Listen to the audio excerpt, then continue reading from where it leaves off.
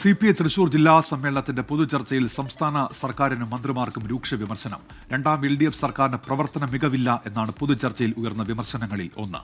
മുഖ്യമന്ത്രിയുടെ മകൾക്കെതിരെ ഉയരുന്ന തുടർച്ചയായ ആരോപണം തെരഞ്ഞെടുപ്പിൽ അടക്കം പാർട്ടിക്ക് തിരിച്ചടിയുണ്ടാക്കുന്നു. ധനമന്ത്രി KN ബാലഗോപാലിനെതിരെയും പൊതുചർച്ചയിൽ അതിരൂക്ഷ വിമർശനമുണ്ടായി. 24 ബ്രേക്കിംഗ് വിവരങ്ങളുമായി തൃശൂരിൽ നിന്ന് സൂരജ് സജിയാണ് ചേരുന്നത്. സൂരജ്, ഭരണകക്ഷി അംഗമായ പാർട്ടിയിൽ നിന്ന് തന്നെ വലിയ വിമർശനമാണ് രണ്ടാം പിണറായി സർക്കാരിനുണ്ടാകുന്നത്. എല്ലാ മേഖലയിലും വിമർശനം ഉന്നയിക്കുന്നു. ഒപ്പം തന്നെ മുഖ്യമന്ത്രിയുടെ മകൾ മൂലം പല പ്രതിസന്ധികളും പാർട്ടിക്കുണ്ടാകുന്നു, അല്ലെങ്കിൽ ഭരണകക്ഷിക്കുണ്ടാകുന്നു. ഒപ്പം തന്നെ ഈ ധനവകുപ്പ് CPI മന്ത്രിമാരുടെ വകുപ്പുകൾക്ക് പണം അനുവദിക്കുന്നില്ല എന്നൊരു വിമർശനം കൂടിയുണ്ടല്ലോ. തീർച്ചയായും ഗുരുതരമായ ആരോപണങ്ങളും അതോടൊപ്പം തന്നെ രൂക്ഷ വിമർശനങ്ങളുമാണ് ഈ സമ്മേളനത്തിന്റെ പൊതുചർച്ചയിൽ ഇന്നലെ ഉയർന്നത്. ഇന്നലെ ഉച്ചയ്ക്ക് ശേഷമാണ് ഈ പൊതുചർച്ച ആരംഭിച്ചത്. അതിൽ പ്രധാനമായും ഈ പ്രതിനിധികൾ ഉയർത്തിയത് ഈ ധനവകുപ്പിനെതിരെയാണ്.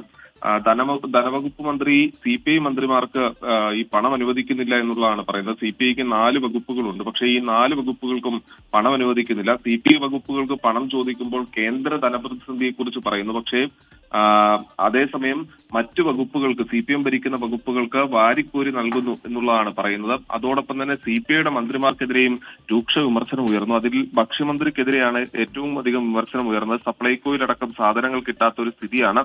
ഇതിന് സാധാരണക്കാരായ പാർട്ടി പ്രവർത്തകരാണ് മറുപടി പറയേണ്ടി വരുന്നത്. ചോദിച്ചു വാങ്ങാൻ മന്ത്രിമാർക്ക് കഴിയുന്നില്ല.